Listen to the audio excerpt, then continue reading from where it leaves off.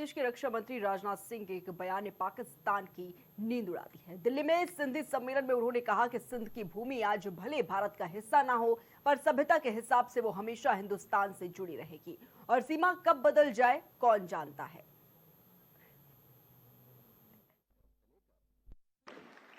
आज सिंध की भूमि, मेरे बहनों भाइयों, यह भारत का हिस्सा भले ही न हो, लेकिन सभ्यतागत रूप से सिंध हमेशा भारत का हिस्सा रहेगा। और जहां तक जमीन की बात है तो बॉर्डर्स तो बदल सकते हैं, क्या पता कल को सिंध भारत में फिर से वापस आ जाए।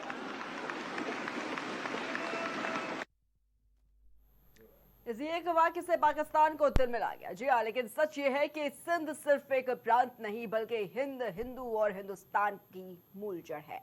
वही धरती जहां पर मोहनजोदाड़ो, हड़प्पा और सिंधु घाटी की महान सभ्यता पली बड़ी और जहां से व्यापार की शुरुआत हुई, जहां सूफी संस्कृति फली फूली। बंटवारे के बाद भले सिंध पाकिस्तान में चला गया हो, लेकिन उसकी आत्मा, सिंधियों की संस्कृति, उद्यमिता, भाषा और परंपरा आज भी हिंदुस्तान की धड़कनों में बसती है। कराची से लरकाना तक यही पाकिस्तान की अर्थव्यवस्था का इंजन है और दक्षिण एशिया में इस्लाम का प्रवेश द्वार भी। लेकिन इतिहास गवाह है कि सिंध की मिट्टी कभी हिंदुस्तान की पहचान से अलग नहीं हुई और राजनाथ सिंह का यह बयान अटूट सांस्कृतिक सच की गूंज है।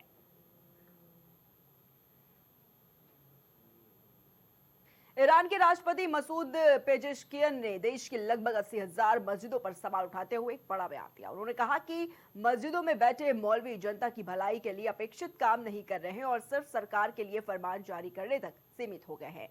पेजेश्कियन के मुताबिक मस्जिदें समाज के हित में कार्य करने के लिए स्थापित की जाती हैं, लेकिन मौजूदा समय में उनकी भूमिका कमजोर दिखाई देती है। उन्होंने सुझाव दिया कि अगर हर मस्जिद सिर्फ एक परिवार को भी गोद ले ले तो ईरान की स्थिति में बड़ा बदलाव आ सकता है। राष्ट्रपति ने यह भी स्वीकार किया कि उनकी सरकार बनने के बाद हालात जटिल हो गए। हमास कमांडर याहया सिनवार की मौत, ईरान इजराइल तनाव और अंतर्राष्ट्रीय प्रतिबंधों ने सरकार के हाथ बांध दिए हैं। सुधारवादी नेता पेजेश्कियन लंबे समय से कट्टरपंथियों के निशाने पर है और मस्जिदों पर उनके बयान ने इस टकराव को और तेज कर दिया है। उनका यह कदम कट्टरपंथियों के दबाव को कम करने की कोशिश माना जा रहा है।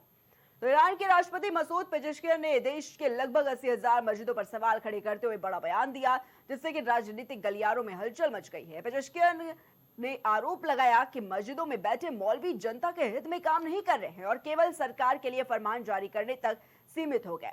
उनका कहना है कि मस्जिदों का उद्देश्य समाज के कल्याण के लिए काम करना होता है, लेकिन मौलवी अपनी जिम्मेदारी निभाने में विफल साबित हो रहे हैं। उन्होंने कटाक्ष करते हुए कहा कि अगर मान लिया जाए कि सरकार कुछ नहीं कर रही है तो मस्जिदों में बैठे मौलवी क्या कर रहे हैं।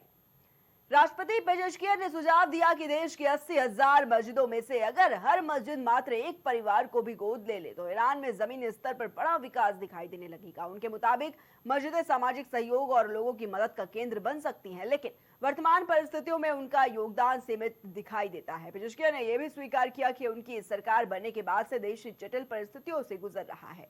हमास कमांडर याहया सिनवार की मौत, ईरान इजराइल संघर्ष और लगातार लगते अंतर्राष्ट्रीय प्रतिबंधों ने सरकार की कार्य क्षमता को सीमित कर दिया है। उन्होंने ये कहा कि ऐसे माहौल में अधिक काम करने की क्षमता कम हो जाती है। ईरान की राजनीति लंबे समय से कट्टरपंथ और सुधारवाद की दो धाराओं में बटी हुई है। मसूद पेजेश्कियन सुधारवादी खेमे का प्रतिनिधित्व करते हैं और इजराइल जंग के बाद से कट्टरपंथियों के निशाने पर है।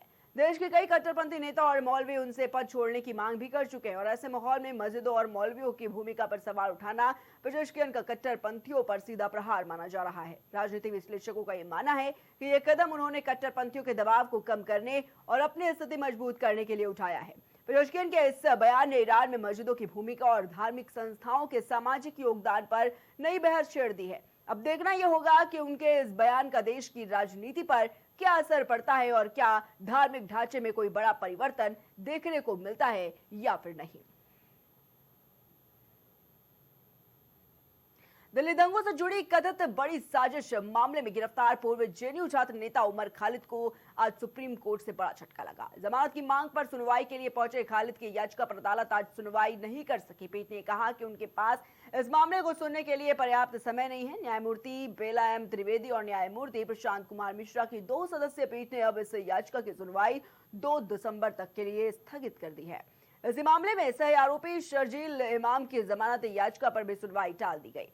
तो ये पूरा मामला फरवरी 2020 में उत्तर पूर्वी दिल्ली में हुए सांप्रदायिक दंगों से जुड़ा है। दिल्ली पुलिस की स्पेशल सेल ने दंगों के पीछे गहरी साजिश का आरोप लगाते हुए यूएपीए और आईपीसी की कई धाराओं के तहत एफआईआर दर्ज की थी। पुलिस का आरोप है कि उमर खालिद और अन्य आरोपियों ने सीएए और एनआरसी के विरोध प्रदर्शनों की आड़ में दंगों को भड़काने की योजना बनाई थी।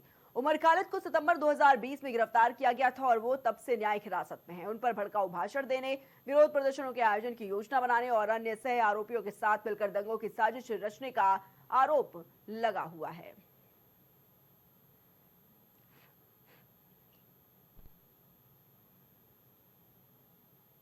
अहम बात में फिलहाल इतना ही। आप देखते रहिए प्राइम टीवी। कुछ भाव पुष्प